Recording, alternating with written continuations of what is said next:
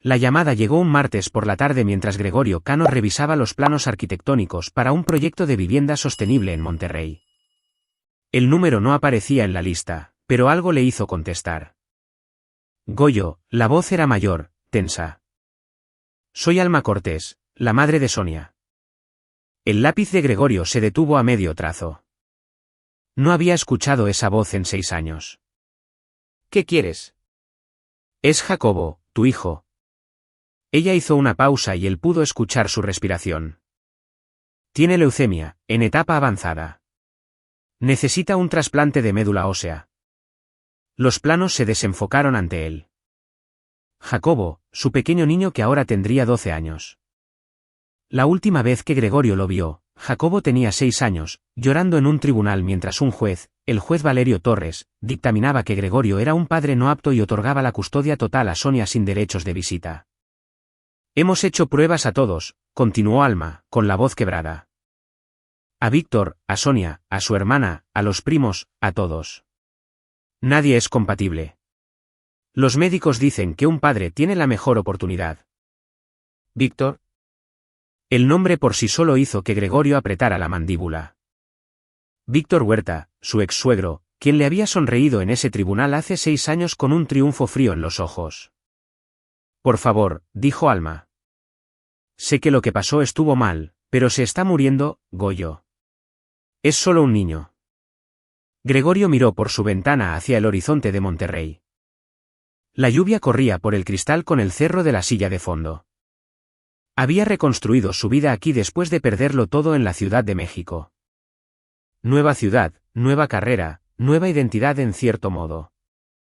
Se había convertido en otra persona. Alguien que no pensaba en el hijo que había perdido, la esposa que lo traicionó, el sistema corrupto que había destruido a su familia. ¿Qué hospital? Preguntó en voz baja. Hospital Memorial de la Ciudad de México. La coordinadora de trasplantes es la doctora Rita Franco. Le diré que vas para allá. El alivio de Alma era palpable. Gracias. Muchas gracias. Después de colgar, Gregorio se sentó en silencio. Los recuerdos volvieron en oleadas. Recuerdos que había pasado 6 años reprimiendo. Conoció a Sonia Huerta en una gala benéfica en la Ciudad de México hace 13 años. Ella tenía 24 años, era hermosa, con cabello castaño rojizo y una risa que lo hacía sentir vivo. Él tenía 27, trabajaba como arquitecto junior en una firma prestigiosa, ambicioso e idealista. Se casaron en un año, y Jacobo nació 2 años después. Gregorio no se había dado cuenta de que se estaba casando con la corrupción hasta que fue demasiado tarde. Víctor Huerta era dueño de Industrias Huerta, una empresa de distribución farmacéutica que abastecía hospitales en todo el país. Sobre el papel, era legítima, pero Gregorio había empezado a notar cosas. Llamadas telefónicas en voz baja, reuniones sospechosas, tensión cada vez que hacía demasiadas preguntas. Sonia le había rogado que no se entrometiera en los negocios de su padre. Es simplemente particular con su trabajo, había dicho ella. Ya sabes cómo son los hombres exitosos. Pero Gregorio no podía ignorar lo que veía. Cuando Jacobo tenía 4 años, Gregorio presenció accidentalmente una conversación entre Víctor y varios hombres con traje. Estaban discutiendo discrepancias de inventario y envíos no registrados. Escuchó menciones de hospitales en Centroamérica, pagos en efectivo, manifiestos alterados. Intentó ser discreto, pero Víctor había notado su atención. Al día siguiente, Víctor lo invitó a almorzar. Eres un hombre inteligente, Gregorio, había dicho Víctor, cortando un filete con precisión quirúrgica. Lo suficientemente inteligente como para saber que algunas cosas es mejor dejarlas en paz. Tienes una hermosa familia, una carrera prometedora. No querrías que nada pusiera eso en peligro. La amenaza había sido clara. Gregorio se mantuvo callado, pero el matrimonio comenzó a fracturarse. Sonia se puso del lado de su padre. Acusó a Gregorio de ser paranoico, de tener celos del éxito de Víctor, de tratar de causar problemas. Sus discusiones aumentaron.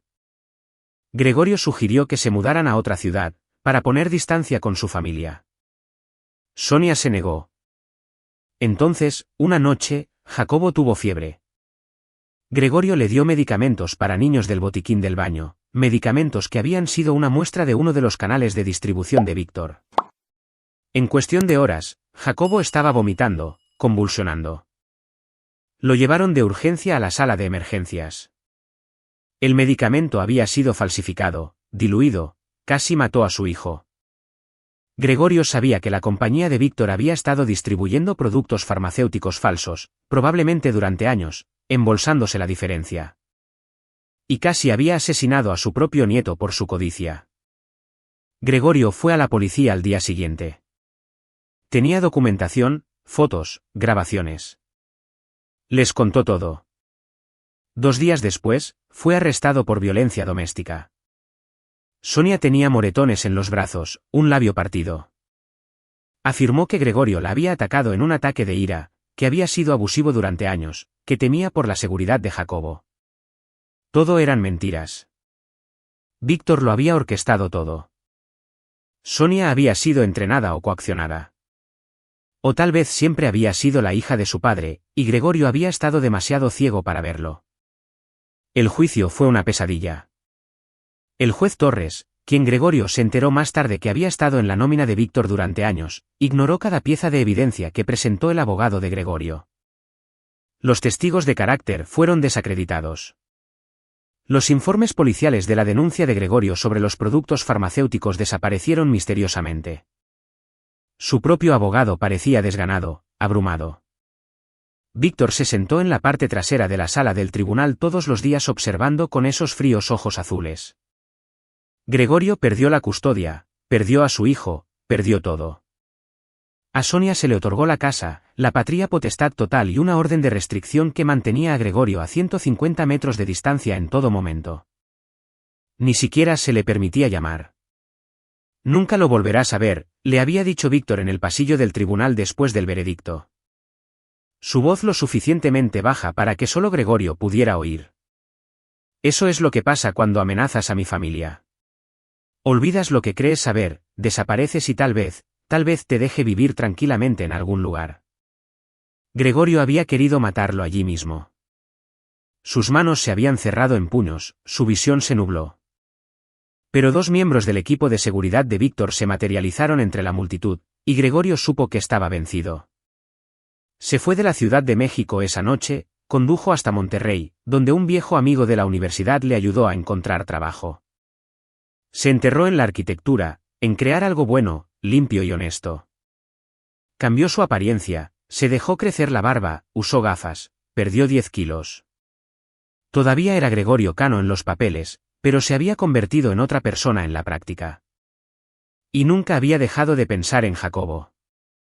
Cada cumpleaños, cada Navidad, cada hito, enviaba tarjetas a través de un apartado postal, aunque no sabía si alguna vez llegaban a su hijo. Puso dinero en un fideicomiso al que Jacobo podría acceder a los 18 años. Había hecho lo poco que podía desde la distancia. Ahora Jacobo se estaba muriendo y el dinero de Víctor no podía salvarlo.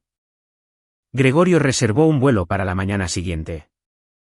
Empacó una maleta pequeña, arregló sus proyectos actuales y llamó a su jefe para explicarle que necesitaba una licencia indefinida por una emergencia familiar. Esa noche, yació despierto en su pequeño departamento, mirando al techo, pensando en el niño que había perdido y en el hombre que se lo había robado. El vuelo a la CDMX fue turbulento. Gregorio miraba por la ventana las nubes de tormenta, recordando la cara de Jacobo. ¿Su hijo siquiera lo recordaba? Sonia probablemente lo había envenenado contra Gregorio durante años, diciéndole que su padre era peligroso, abusivo, alguien a quien temer en lugar de amar. Pero nada de eso importaba ahora. Jacobo lo necesitaba. Gregorio daría su médula ósea, tal vez salvaría la vida de su hijo, y luego desaparecería de nuevo. No se hacía ilusiones sobre la reconciliación. Víctor se aseguraría de eso. El aeropuerto internacional Benito Juárez parecía igual. Gregorio alquiló un coche y condujo por calles familiares, pasando por la casa donde había vivido con Sonia, pasando por el tribunal donde su vida había terminado. La ciudad se sentía como un pueblo fantasma de su antiguo yo. El hospital memorial era un complejo extenso en el lado norte. Gregorio se estacionó en el área de visitantes, con el corazón martilleando. Se dirigió al centro de trasplantes, dio su nombre en el mostrador. Una enfermera, cuya placa decía L. Parra, lo llevó a una sala de consulta donde esperaba la doctora. Rita Franco. ¿La doctora? Franco tenía unos 40 años, eficiente y compasiva en igual medida. Señor Cano, gracias por venir. Sé que esta situación es complicada. ¿Cómo está Jacobo?, preguntó Gregorio. Está estable por ahora, pero su condición se está deteriorando sin un trasplante pronto. Ella no terminó la frase. Tendremos que hacer pruebas para ver si es compatible. Análisis de sangre, tipificación de tejidos. Si es compatible, el procedimiento en sí no es complicado, pero la recuperación toma unos días. ¿Cuándo empezamos? Ahora mismo, si está listo. Gregorio se subió la manga. La extracción de sangre tomó 15 minutos. ¿La doctora? Franco explicó que el laboratorio agilizaría los resultados del análisis en 6 horas. Gregorio se sentó en la sala de espera rodeado de familias lidiando con sus propias crisis. Se preguntó si alguna de ellas estaba sufriendo por culpa de hombres como Víctor Huerta. Alrededor de las 8 de la tarde, la doctora Franco regresó. Es compatible. Una coincidencia excelente.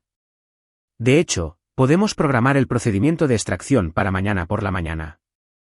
¿Puedo verlo? A Jacobo. ¿La doctora? Franco vaciló. Su madre solicitó específicamente que no hubiera contacto.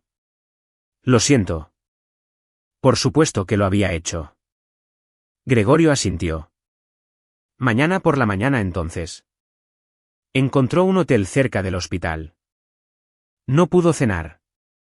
No pudo dormir. Seguía pensando en Jacobo cuando era un niño pequeño, aprendiendo a caminar, riendo mientras Gregorio lo levantaba en el aire. Pensó en la última vez que había sostenido a su hijo en ese tribunal mientras Sonia y Víctor observaban con expresiones de preocupación fabricada. Mañana salvaría la vida de Jacobo. Luego se iría y Jacobo tal vez nunca sabría que su verdadero padre había sido quien lo rescató. A las 6 de la mañana, Gregorio regresó al hospital. Los procedimientos preoperatorios fueron mecánicos, formularios de consentimiento, consulta de anestesia, cambiarse a una bata quirúrgica. Lo llevaron en camilla a un quirófano donde la doctora Franco y su equipo estaban esperando. Esto tomará unas 2 horas, explicó ella. Extraeremos médula ósea de su hueso pélvico. Estará bajo anestesia general. Cuando despierte, estará adolorido, pero es manejable. Gregorio asintió. El anestesiólogo le colocó una mascarilla sobre la cara, le dijo que contara hacia atrás desde 10. Llegó a 7 antes de que la oscuridad lo reclamara. Despertó en recuperación, aturdido y dolorido. Una enfermera, diferente a la anterior, más joven, con ojos amables, estaba revisando sus signos vitales. Su placa decía Lucía Parra. ¿Cómo se siente?, preguntó ella. Como si alguien me hubiera taladrado la cadera. Ella sonrió. Eso es preciso. La doctora Franco dice que la extracción salió perfectamente. Su hijo recibirá el trasplante esta tarde. Gregorio cerró los ojos. Gracias. Es un buen padre, dijo Lucía en voz baja. No muchos hombres harían esto. Si ella supiera. Lo mantuvieron durante la noche para observación. Gregorio entraba y salía de un sueño medicado, soñando con Jacobo. Por la mañana, Lucía vino a darle el alta. Tenía su expediente, estaba actualizando su información cuando de repente se detuvo. Sus ojos se abrieron mientras miraba la pantalla de su computadora. S.R. Cano. Su voz había cambiado, se había vuelto insegura. Sí. Necesito que espere aquí. No se vaya. ¿Qué pasa? Ella no respondió, solo salió rápidamente de la habitación. El corazón de Gregorio comenzó a acelerarse. ¿Le había pasado algo a Jacobo? ¿Estaba fallando el trasplante? Lucía regresó minutos después con la doctora Franco y 2 guardias de seguridad. El rostro de la doctora Franco era grave. Señor Cano, ¿puede confirmar su nombre legal completo y fecha de nacimiento?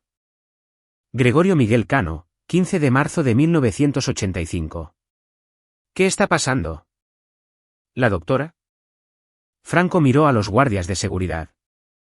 Cuando procesamos sus análisis de sangre, se ingresaron automáticamente en varias bases de datos. Su ADN fue marcado. ¿Marcado por qué? Por una investigación criminal que ha estado en curso durante 15 años. La sangre de Gregorio se heló. Hace 15 años, él tenía 21, era estudiante universitario, ni cerca de ninguna actividad criminal. A menos que... Señor, por favor no se vaya hasta que lleguen, dijo Lucía, con voz suave pero firme. ¿Hasta que llegue quién? En lugar de responder, la doctora. Franco giró su monitor hacia él. En la pantalla había una entrada de la base de datos de la FGR, Fiscalía General de la República, con su foto, más joven, afeitado, pero inconfundiblemente él. El archivo estaba marcado, desaparecido. Testigo /diagonal víctima. Fraude farmacéutico Huerta y conspiración. Gregorio miró la pantalla con incredulidad. No entiendo. La fiscalía lo ha estado buscando desde 2010, dijo la doctora. Franco. Dice que fue reportado como desaparecido después de testificar ante investigadores federales sobre fraude farmacéutico. Perdieron su rastro después de que dejó la ciudad hace 6 años. Pero él nunca testificó ante investigadores federales. Había ido a la policía local y ellos habían enterrado su denuncia. Nunca había hablado con la FGR en absoluto. Ha habido un error, dijo Gregorio. Nunca testifiqué ante nadie federal. Según este archivo, lo hizo 3 meses antes de su juicio de custodia. Los ojos de la doctora Franco eran compasivos. La agente de la fiscalía a cargo ha sido copiada en esta alerta. Ella está en camino ahora. Las piezas comenzaron a encajar en la mente de Gregorio. Hace 15 años, estaba saliendo con Sonia antes de casarse. Había notado irregularidades en el negocio de Víctor incluso entonces, y las había mencionado casualmente a un amigo que trabajaba en cumplimiento normativo. ¿Había reportado eso su amigo? ¿Había desencadenado una investigación de la que Gregorio nunca supo? ¿Y Víctor se había enterado de alguna manera? ¿Había sido esa la razón por la que Víctor se había sentido tan amenazado? ¿Por qué había llegado a tales extremos para destruir la credibilidad de Gregorio y quitarle a Jacobo? No solo porque Gregorio fuera una molestia, sino porque era potencialmente un testigo federal. 20 minutos después, 2 agentes de la FGR entraron en la habitación. La agente principal era una mujer de unos 50 años con cabello gris acero y ojos agudos. Su placa la identificaba como la agente especial Ginebra Benítez. Señor Cano, dijo ella, extendiendo su mano. Lo hemos estado buscando durante mucho tiempo. Gregorio le estrechó la mano, con la mente dando vueltas. Creo que será mejor que me digan exactamente qué está pasando. La agente Benítez acercó una silla, su compañero, el agente Arnoldo Manríquez, permaneció junto a la puerta. En 2010, usted estaba saliendo con Sonia Huerta, hija de Víctor Huerta. Asistió a una cena en la residencia Huerta donde escuchó una conversación entre Víctor y varios asociados. ¿Recuerda esto? Gregorio asintió lenta y vagamente. Fue al principio de nuestra relación. Usted mencionó lo que escuchó a un amigo, Daniel Prieto, que trabajaba para la COFEPRIS. El señor Prieto lo reportó a las autoridades federales. Abrimos una investigación sobre Industrias Huerta por fraude farmacéutico, distribución de medicamentos falsificados y delincuencia organizada. Nunca supe eso. Lo mantuvimos en silencio, pero necesitábamos testigos y el señor Prieto nos dio su nombre. En marzo de 2010, un agente llamado Haroldo Tovar intentó contactarlo para una entrevista. Según sus notas, usted aceptó reunirse, pero nunca apareció. Intentamos localizarlo varias veces durante los siguientes meses, pero se había vuelto inlocalizable. Gregorio buscó en su memoria. Marzo de 2010, él tenía 21 años, terminando su último año de universidad. ¿Alguien había intentado contactarlo? Recordaba vagamente un correo de voz de un número bloqueado pidiéndole que llamara con respecto a un asunto legal. Había asumido que era spam y lo borró. Nunca recibí ningún mensaje que reconociera como de la fiscalía, dijo Gregorio. Si lo hubiera hecho, habría devuelto la llamada. Le creemos, dijo la agente Benítez. Porque para cuando intentamos contactarlo en persona, Víctor Huerta ya había llegado a usted. O más bien, decidió que usted era una amenaza y comenzó a construir un caso para desacreditarlo. La batalla por la custodia, los cargos falsos de violencia doméstica, la evidencia desaparecida. No había sido solo por Gregorio amenazando con exponer a Víctor. Había sido por Víctor protegiéndose de un procesamiento federal. La investigación se estancó sin su testimonio, continuó la agente Benítez. Teníamos evidencia circunstancial, pero los abogados de Huerta eran demasiado buenos. El caso fue suspendido en 2012, pero nunca lo cerramos. Lo hemos estado buscando desde entonces. Esperando que pudiera proporcionar el testimonio que necesitábamos. ¿Por qué no me encontraron? He estado en Monterrey durante 6 años. Tengo un trabajo, un departamento. Declaro impuestos ante el SAT bajo mi nombre real. Víctor Huerta es muy bueno haciendo desaparecer a la gente, dijo la agente Benítez con gravedad. Tiene conexiones en la policía, tecnología, finanzas. Sospechamos que ha estado monitoreando cualquier intento de localizarlo. Pero el ADN no miente. Cuando su donación de médula ósea entró en el sistema hospitalario, activó todas las alertas que habíamos configurado. Gregorio se recostó contra la cama del hospital, con las caderas aún doliendo por el procedimiento. Entonces, ¿qué pasa ahora? Ahora nos cuenta todo lo que sabe, y finalmente llevamos a Víctor Huerta ante la justicia. Una sonrisa lenta y fría se extendió por el rostro de Gregorio. Durante 6 años, había vivido con el conocimiento de que Víctor le había robado a su hijo y se había salido con la suya. Había aceptado que algunas injusticias no podían corregirse, que los hombres poderosos como Víctor Huerta eran intocables. Pero se había equivocado. Les contaré todo, dijo Gregorio. Pero quiero algo a cambio. La agente Benítez arqueó una ceja. No tenemos la costumbre de negociar con testigos. Quiero a mi hijo de vuelta. Custodia completa, visitas, derechos restaurados, todo lo que Torres me quitó porque estaba en la nómina de Víctor, ¿no es así? El juez que falló en mi contra. La agente Benítez y Mandíquez intercambiaron miradas. El juez Torres ha estado bajo investigación por corrupción judicial durante 3 años, dijo Mandíquez. Lo hemos conectado con varios asociados de Huerta, pero no hemos podido probar el soborno directo. Puedo ayudarlos a probarlo, dijo Gregorio. Víctor me lo dijo él mismo el día del veredicto. Dijo, eso es lo que pasa cuando amenazas a mi familia.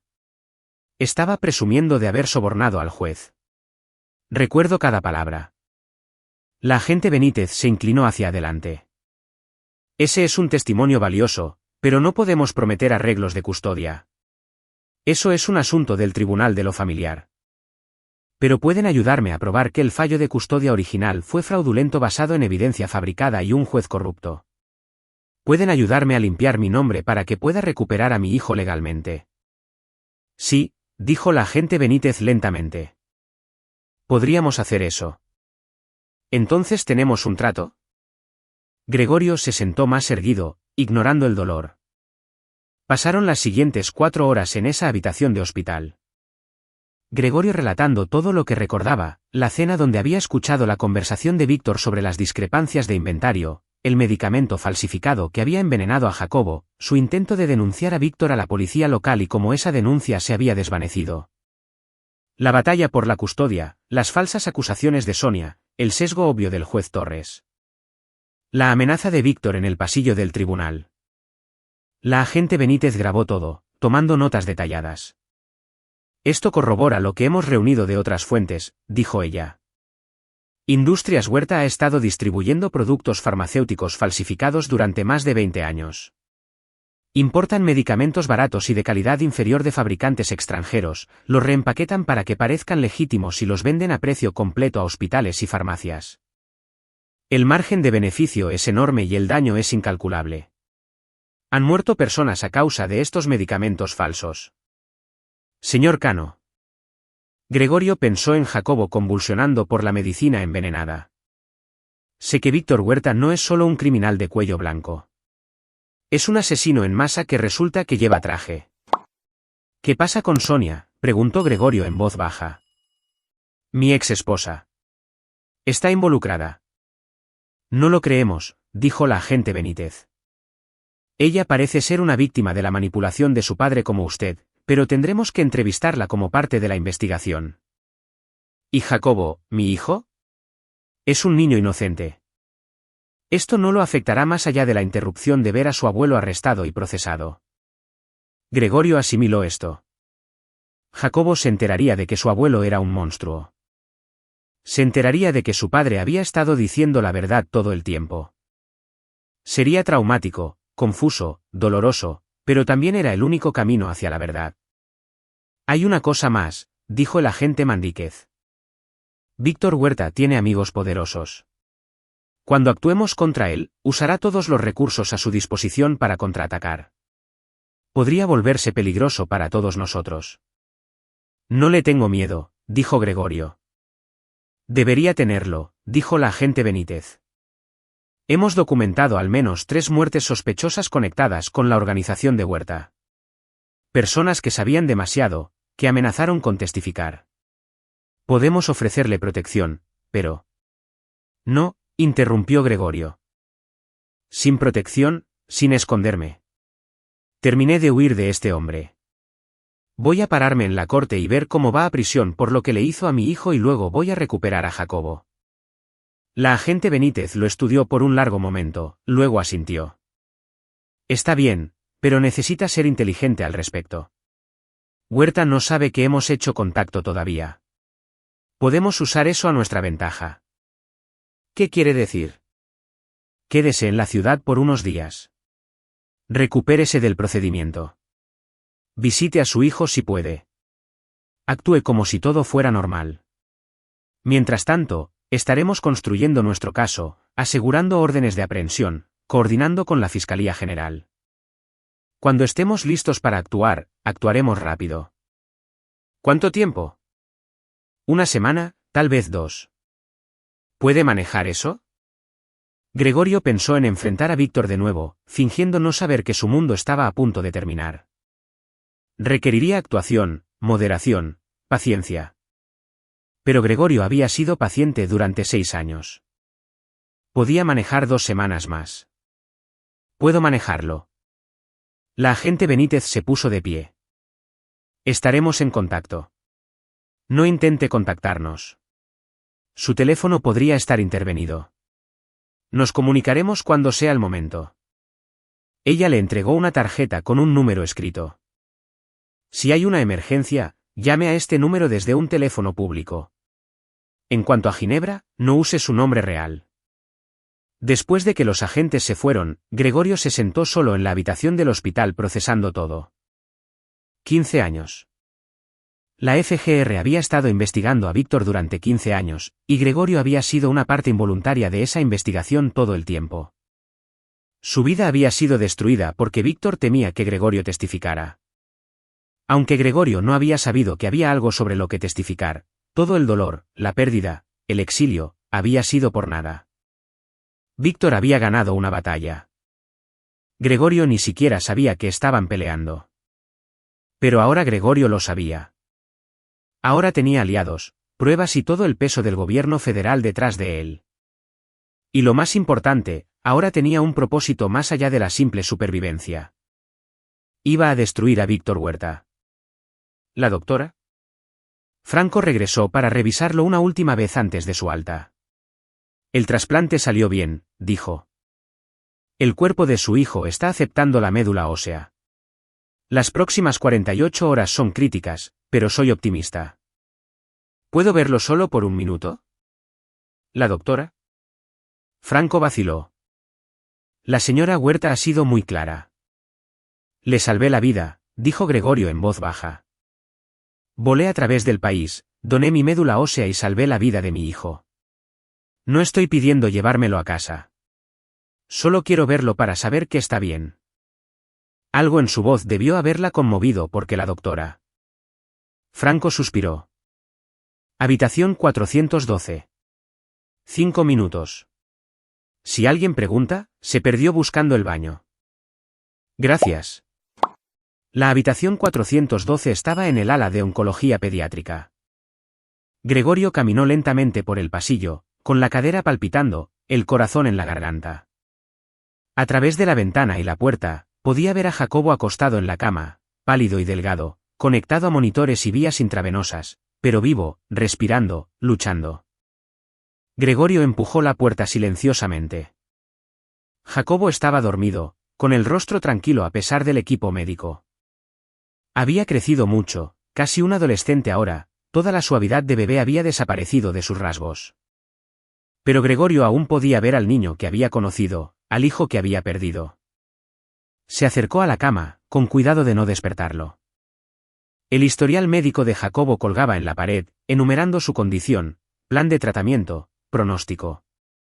Gregorio lo leyó todo, absorbiendo cada detalle de la batalla de su hijo contra la leucemia. ¿Vas a estar bien?, susurró Gregorio. ¿Lo prometo? Jacobo se movió ligeramente pero no despertó. Gregorio quería tocarlo, apartarle el pelo de la frente, sostener su mano, pero ya había violado las restricciones de Sonia solo por estar allí. No podía arriesgarse a más. Voy a arreglar esto, dijo Gregorio suavemente. Todo lo que nos quitaron, todo lo que nos robaron, lo voy a recuperar.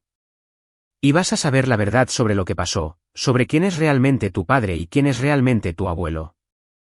Se quedó allí un minuto más memorizando la cara de Jacobo, luego se obligó a irse antes de que alguien lo descubriera. De vuelta en su habitación de hotel, Gregorio yacía en la cama y planeaba.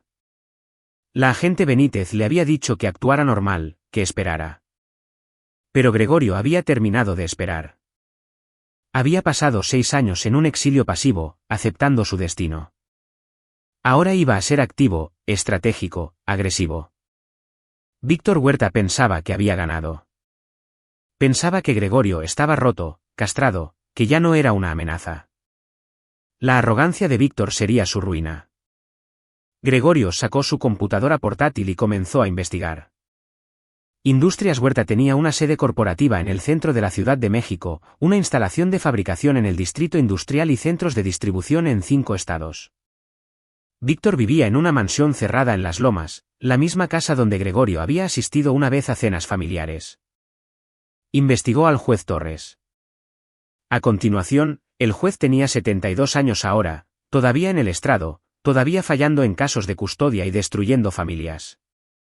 ¿Cuántos otros padres habían perdido a sus hijos porque Torres vendió sus veredictos al mejor postor? Luego investigó a Sonia.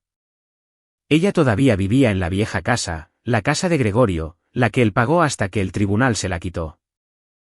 Ella nunca se volvió a casar, se dedicó a criar a Jacobo y a trabajar para una organización sin fines de lucro que ayudaba a niños con enfermedades crónicas. La ironía era amarga. Sonia defendiendo a los niños enfermos mientras su propio padre distribuía los medicamentos que los enfermaban.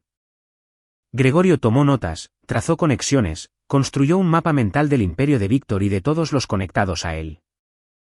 Si la fiscalía iba a derribar a Víctor, Gregorio quería asegurarse de que la caída fuera total y completa. Sin rutas de escape, sin acuerdos de culpabilidad, sin sentencias reducidas. Víctor Huerta necesitaba pagar por todo lo que había hecho. No solo a Gregorio, sino a cada persona que había sufrido a causa de sus productos farmacéuticos falsificados. Pasaron 2 días.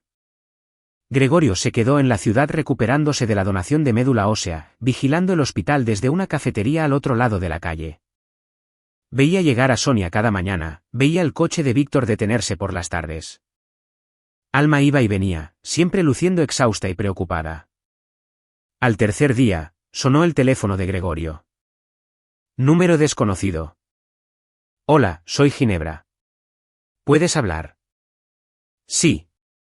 Nos estamos moviendo más rápido de lo esperado.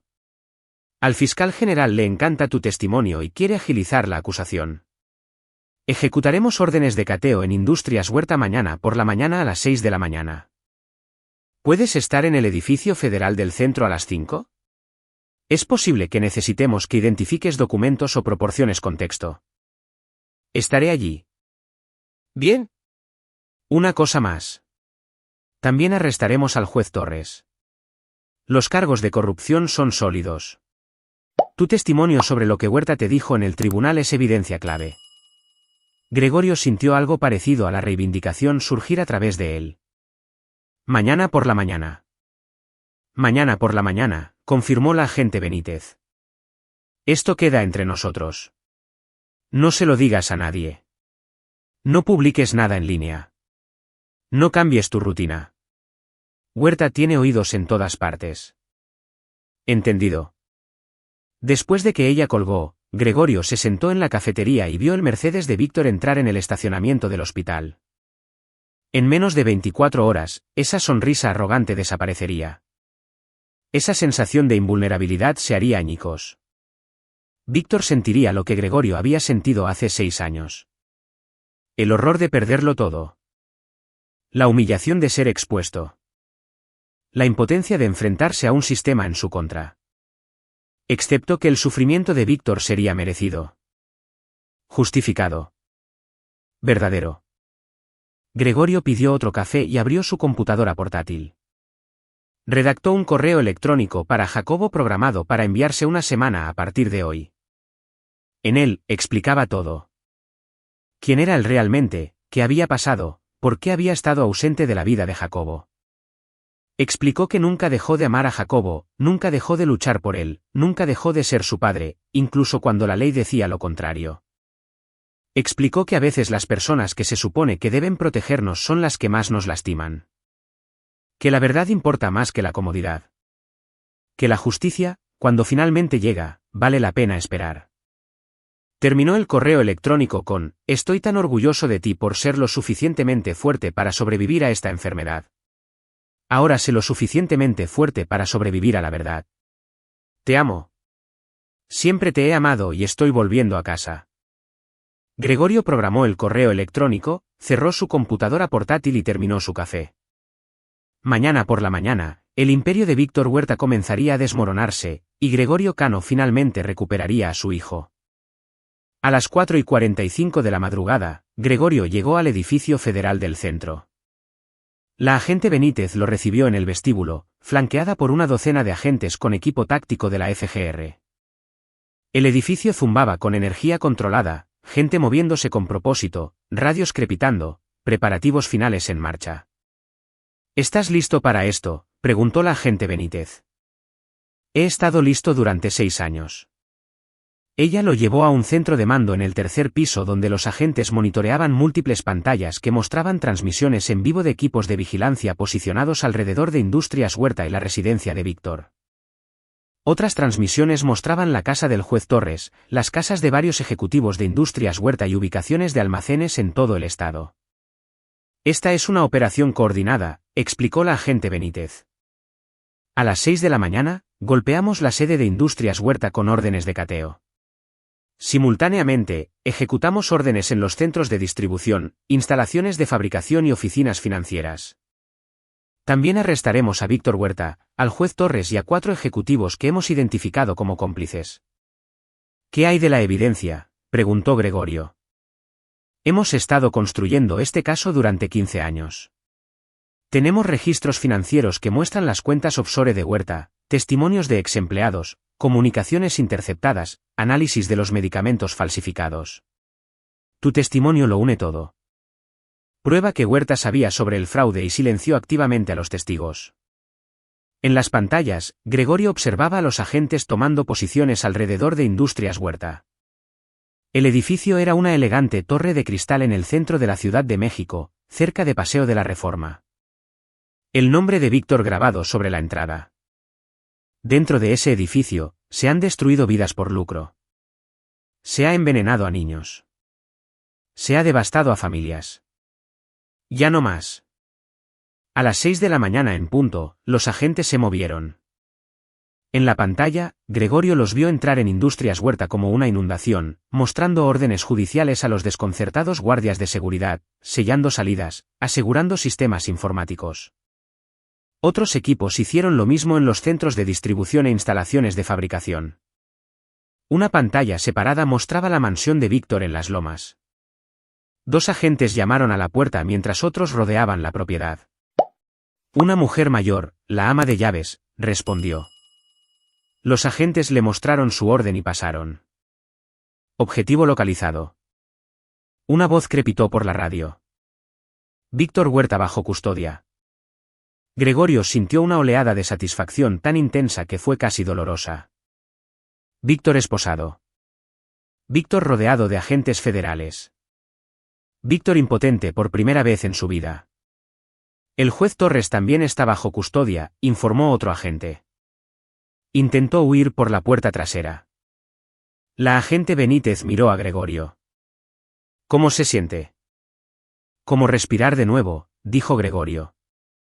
Los operativos continuaron durante horas. Los agentes empacaron documentos, incautaron computadoras, arrestaron a empleados que intentaron destruir pruebas. Para el mediodía, la Fiscalía había ejecutado órdenes en 17 ubicaciones y arrestado a 11 personas conectadas con Industrias Huerta. Gregorio lo vio todo desde el centro de mando, identificando ocasionalmente documentos o proporcionando contexto cuando los agentes tenían preguntas. Vio a Víctor siendo sacado de su mansión esposado, todavía en pijama, con la cara roja de furia. Vio al juez Torres tratando de mantener la dignidad mientras lo subían a una camioneta federal. Vio a los ejecutivos de Industrias Huerta siendo sacados esposados a través de sus propios estacionamientos mientras las cámaras de noticias grababan todo. La historia estalló primero en las noticias locales, luego se volvió nacional. Magnate farmacéutico arrestado en esquema masivo de fraude. Agentes federales allanan Industrias Huerta en operación multiestatal. Juez acusado de aceptar sobornos en casos de custodia. Sonó el teléfono de Gregorio. Era Alma Cortés, la madre de Sonia. Su voz llena de pánico. Goyo, ¿qué está pasando? La federal acaba de arrestar a Víctor. Están en la casa buscando todo. Sonia está histérica. Ella no entiende. Lo entenderá, dijo Gregorio con calma. La verdad está saliendo a la luz, Alma, toda ella. Víctor ha estado dirigiendo una empresa criminal durante 20 años y finalmente lo ha alcanzado. Pero Sonia dijo que intentaste decirle a la gente hace años y dijeron que estabas mintiendo. No estaba mintiendo. Víctor pagó a la gente para que dijeran que estaba mintiendo. Pagó al juez que me quitó a Jacobo. Fabricó pruebas, destruyó mi reputación y robó a mi hijo. Y ahora va a ir a prisión. Silencio en el otro extremo. Luego Alma dijo en voz baja. Ay, Dios mío, todo era verdad. Sí, Sonia no lo sabía. Ella creyó a su padre. Ella pensó. ¿Sé lo que pensó? Gregorio dijo, no sin amabilidad. Víctor los manipuló a todos ustedes, pero eso se acabó ahora. ¿Qué pasa con Jacobo? Jacobo se pondrá mejor. El trasplante está funcionando, y cuando esté lo suficientemente fuerte, voy a solicitar la custodia al tribunal. El fallo original fue fraudulento, basado en mentiras y un juez corrupto. Voy a recuperar a mi hijo. Alma comenzó a llorar. Lo siento, Goyo. Siento tanto que creyéramos a Víctor. Deberíamos haberte escuchado. No podrían haberlo sabido, dijo Gregorio, aunque una parte de él quería enfurecerse con ella, con todos ellos por su disposición a creer las mentiras de Víctor. Solo cuida de Jacobo. Asegúrate de que entienda que nada de esto es culpa suya. Lo haré. ¿Lo prometo? Después de que ella colgó, la agente Benítez se acercó con una actualización. Víctor Huerta está detenido sin fianza. El fiscal general lo ha acusado de delincuencia organizada, fraude, conspiración y homicidio imprudencial. Estamos atribuyendo 15 muertes a medicamentos distribuidos por su compañía. Si es condenado por todos los cargos, se enfrenta a una sentencia de por vida. Y Torres, corrupción judicial, cohecho, obstrucción de la justicia. Probablemente obtendrá 20 años. Su licencia de abogado ya está suspendida. ¿Qué pasa con mi caso de custodia? El juez de lo familiar que maneja su petición ha sido informado sobre la situación. Dado el arresto del juez Torres y la evidencia de que su juicio original fue corrompido, se inclina a anular el fallo anterior y otorgarle una audiencia de custodia de emergencia. ¿Cuándo? Tan pronto como su hijo sea médicamente autorizado para salir del hospital, probablemente en 2 semanas. 2 semanas, Gregorio podía esperar 2 semanas más. Había esperado 6 años. 2 semanas no eran nada. Los procedimientos legales se movieron rápidamente después de eso. La lectura de cargos de Víctor Huerta fue un circo. Los reporteros llenaron la sala del tribunal. Las cámaras llenaron el pasillo. Los manifestantes se reunieron afuera. Gregorio observó desde la galería mientras Víctor era conducido usando un uniforme beige de recluso. Sus manos encadenadas. Sus ojos se encontraron a través de la sala del tribunal. Y Gregorio vio algo que nunca había visto antes en el rostro de Víctor. ¿Miedo? El juez negó la fianza, citando el riesgo de fuga y la gravedad de los cargos. El abogado de Víctor, un famoso penalista de Polanco, argumentó vehementemente, pero la evidencia era abrumadora. Víctor esperaría el juicio en un penal federal. Mientras sacaban a Víctor, se volvió y miró a Gregorio una última vez. No más arrogancia, no más superioridad presumida, solo la mirada de ojos huecos de un hombre que lo había perdido todo. Gregorio no sonrió, no se regodeó, solo observó cómo el hombre que destruyó su vida era llevado a su celda. La audiencia del juez Torres fue similar, aunque con menos fanfarria mediática. El juez retirado parecía frágil y aterrorizado. La realidad finalmente penetrando su visión del mundo corrupta. Cuando el juez le negó la fianza también, Torres comenzó a llorar. Gregorio no sintió nada mirándolo. Torres había robado 6 años de la relación de Gregorio con su hijo. Había aprobado las mentiras de Víctor y llamado a eso justicia. Cualquiera que fuera el sufrimiento que Torres experimentara ahora, se lo había ganado 1000 veces. 10 días después de los arrestos, la doctora Franco llamó. Jacobo está notablemente bien. El trasplante fue exitoso. Su cuerpo ha aceptado completamente la médula ósea. Le daremos el alta mañana. ¿Puedo verlo? En realidad, sí. Sonia ha solicitado que vengas al hospital. ¿Quiere hablar? El pecho de Gregorio se apretó. No había visto a Sonia desde el juicio de custodia hace 6 años. ¿Qué diría ella? ¿Se disculparía, lo culparía, defendería a su padre? Llegó al hospital esa tarde, vistiendo su mejor ropa, tratando de proyectar una confianza que no sentía del todo. ¿La doctora? Franco lo recibió en la entrada y lo llevó a una sala de consulta privada. Sonia ya estaba allí, sentada en una mesa, con las manos cruzadas frente a ella. Parecía mayor, no solo 6 años mayor, sino desgastada, agotada. Su cabello castaño rojizo tenía mechones grises. Líneas surcaban su rostro que no habían estado allí antes. Se puso de pie cuando Gregorio entró. Se miraron el uno al otro por un largo momento.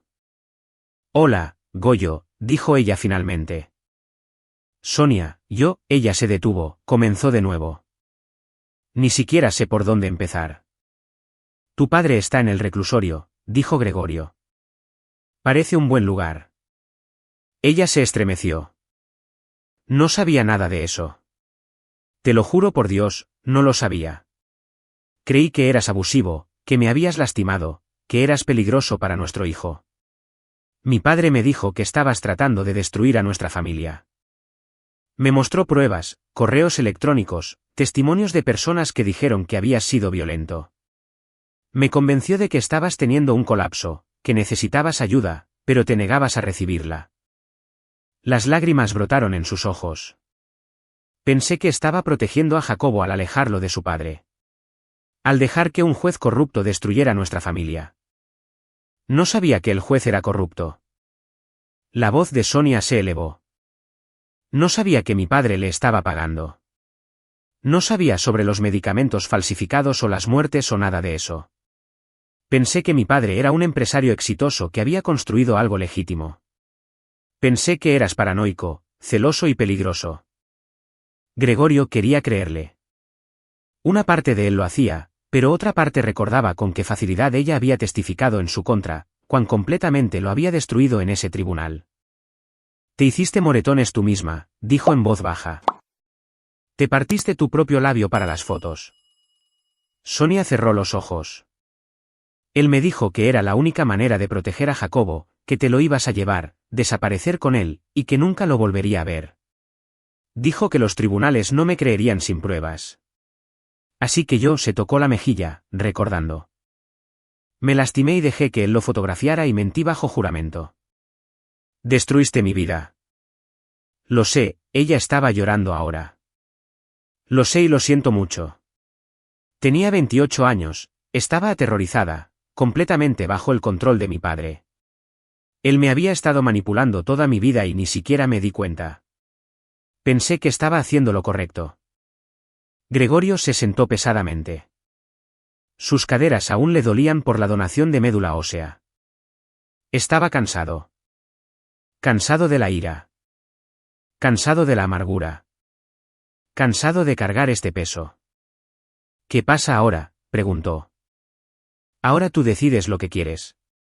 El juez ha acordado anular el fallo de custodia. Puedes solicitar la custodia total, custodia compartida, visitas supervisadas, lo que creas que es mejor para Jacobo. ¿Qué quieres tú? Sonia se secó los ojos. Quiero que Jacobo conozca a su padre. Quiero que sepa la verdad. Que yo estaba equivocada. Que lastimé a alguien a quien debería haber protegido.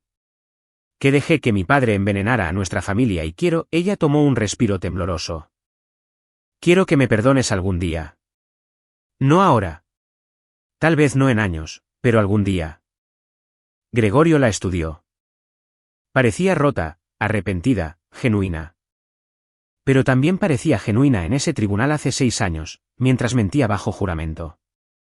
Necesito pensarlo, dijo. Sobre lo que es mejor para Jacobo. Por supuesto. Tómate todo el tiempo que necesites. Ella se puso de pie. Quiere conocerte, por cierto, Jacobo. Ha estado preguntando por ti desde que la fiscalía nos dijo que fuiste tú quien donó tu médula ósea. El corazón de Gregorio se apretó. ¿Él me recuerda?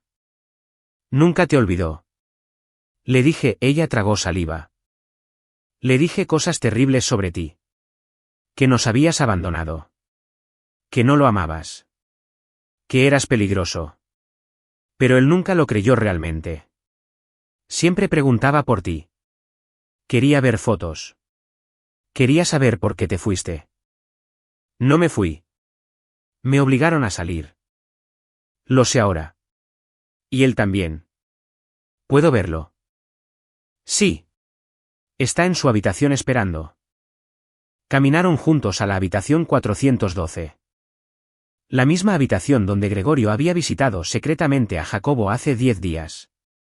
Esta vez Jacobo estaba despierto, sentado en la cama, luciendo delgado y pálido pero alerta. Cuando Gregorio entró, los ojos de Jacobo se abrieron. Papá. La palabra golpeó a Gregorio como un golpe físico. 6 años y su hijo todavía lo llamaba papá. Hola, campeón. Gregorio logró decir, con la voz espesa. Mamá dijo que me salvaste la vida. Me diste tu médula ósea. Por supuesto que lo hice. ¿Eres mi hijo? Los ojos de Jacobo se llenaron de lágrimas. Pensé que ya no me querías. El abuelo dijo que te fuiste porque no querías ser mi papá. Gregorio cruzó la habitación y se sentó en el borde de la cama de Jacobo.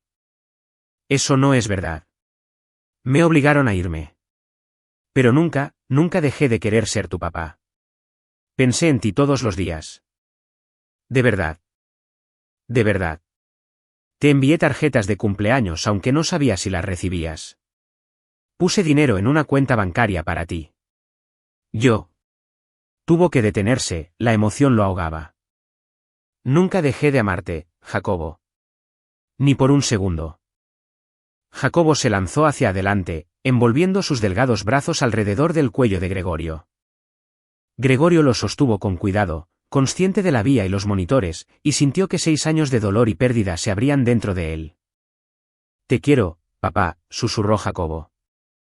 Te quiero también, hijo, mucho. Se abrazaron mientras Sonia observaba desde la puerta, llorando. Gregorio no la reconoció.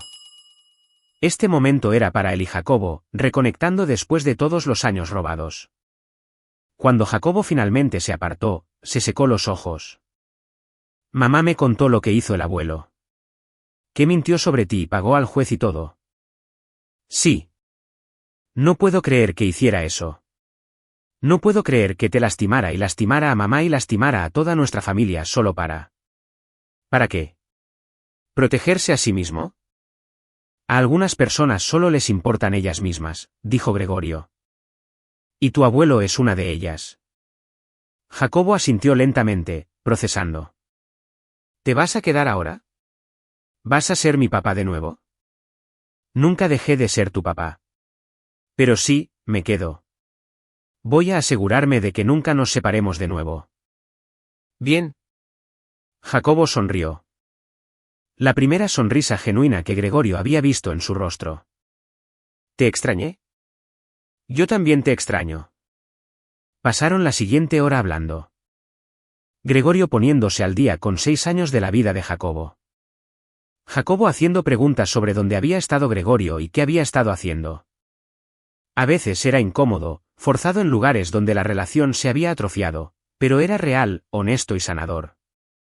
Cuando terminaron las horas de visita, Gregorio se fue de mala gana, prometiendo regresar al día siguiente. En el pasillo, Sonia lo alcanzó. Gracias, dijo ella, por ser amable con él, por no envenenarlo contra mí de la manera en que yo lo envenené contra ti. No le mentiré, dijo Gregorio. Pero tampoco lo usaré como arma. Ya ha pasado por suficiente. Eres una mejor persona que yo. Gregorio no respondió a eso.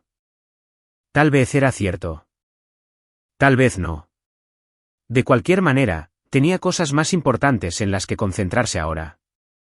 La audiencia de custodia estaba programada para 2 semanas después.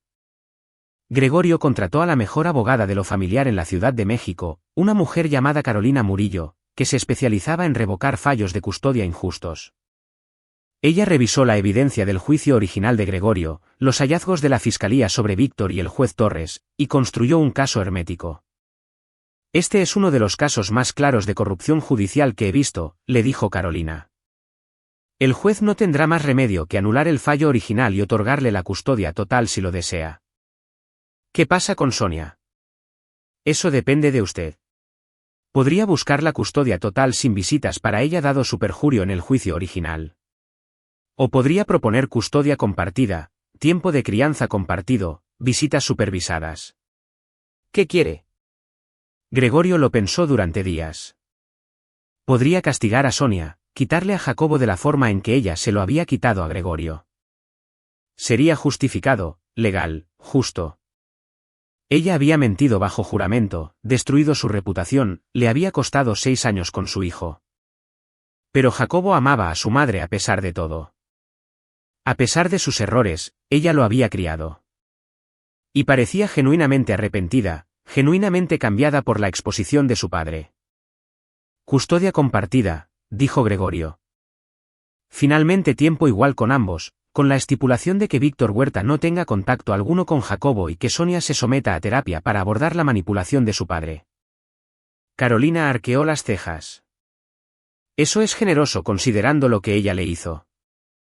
No se trata de generosidad. Se trata de lo que es mejor para Jacobo. Necesita a ambos padres. No necesita más trauma. Muy bien, redactaré la propuesta. La audiencia de custodia se llevó a cabo en una sala de tribunal diferente con un juez diferente, el juez Gerardo Mina, quien tenía reputación de imparcialidad e integridad. Los procedimientos fueron sencillos.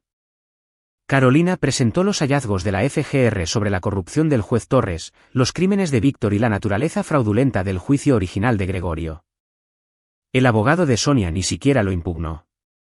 El juez Mina revisó la evidencia durante menos de 1 hora antes de fallar. La orden de custodia original queda anulada debido a corrupción judicial y testimonio perjuro. Dado que ambos padres parecen comprometidos con el bienestar de su hijo y que el niño ha expresado el deseo de mantener relaciones con ambos padres. Ordeno la custodia legal y física compartida con tiempo de crianza igualitario. Así de simple, Gregorio recuperó a su hijo. Después de la audiencia, Gregorio y Sonia se pararon afuera del tribunal con Jacobo entre ellos. Fue incómodo, incierto, pero también lleno de posibilidades. Gracias, dijo Sonia en voz baja, por no quitármelo. Él también es tu hijo, dijo Gregorio. No fingiré que los últimos 6 años no sucedieron, y no fingiré que no estoy enojado. Pero Jacobo nos necesita a ambos. Ella asintió, con lágrimas corriendo por su rostro. Jacobo miró a Gregorio. ¿Podemos ir por pizza? No he comido pizza en una eternidad por la comida del hospital. Gregorio se rió. La primera risa genuina que había tenido en años. Sí, campeón. Podemos ir por pizza. Fueron al restaurante favorito de Jacobo, un pequeño lugar italiano en la colonia Roma cerca de la vieja casa, y se sentaron juntos como una familia fracturada tratando de descubrir cómo estar completa de nuevo. No fue perfecto. La conversación a veces era tensa. Hubo momentos de tensión cuando el pasado se entrometía en el presente, pero lo estaban intentando, y eso era algo. El juicio de Víctor Huerta comenzó 3 meses después. Gregorio testificó durante 2 días detallando todo lo que sabía sobre el fraude de Industrias Huerta, las amenazas de Víctor, la corrupción que le había robado a su hijo. Siguieron otros testigos, ex empleados que habían sido presionados para guardar silencio, médicos que habían tratado a pacientes envenenados por medicamentos falsificados, agentes federales que habían investigado el esquema durante años. La evidencia era abrumadora. El equipo de defensa de Víctor intentó cada truco que se les ocurrió, atacando la credibilidad de los testigos, alegando que Víctor ignoraba las actividades de su compañía, sugiriendo que el fraude fue perpetrado por empleados deshonestos sin su conocimiento. Pero el rastro de papel era demasiado claro, el testimonio demasiado consistente. El juez deliberó durante 6 horas antes de devolver veredictos de culpabilidad en todos los cargos. En la sentencia, el juez escuchó las declaraciones de las víctimas, familias que habían perdido a sus seres queridos debido a los medicamentos falsificados de Industrias Huerta.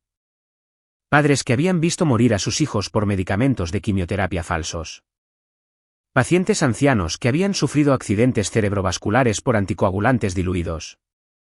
Un hombre diabético que había entrado en coma por insulina falsa.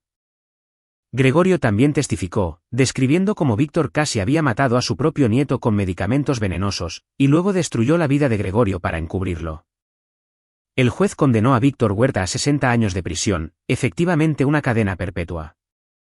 Gregorio observó desde la galería mientras Víctor era llevado encadenado. Sus ojos se encontraron una última vez. El rostro de Víctor estaba vacío ahora. Toda la arrogancia y crueldad se habían drenado, dejando solo una cáscara hueca de un hombre que había sacrificado todo por codicia y poder. Se acabó, dijo la agente Benítez junto a Gregorio. Ella había asistido a todos los días del juicio. Morirá en prisión. Bien, dijo Gregorio simplemente. La sentencia del juez Torres llegó una semana después. Recibió 25 años por corrupción judicial y cohecho. A los 72 años, era efectivamente una cadena perpetua.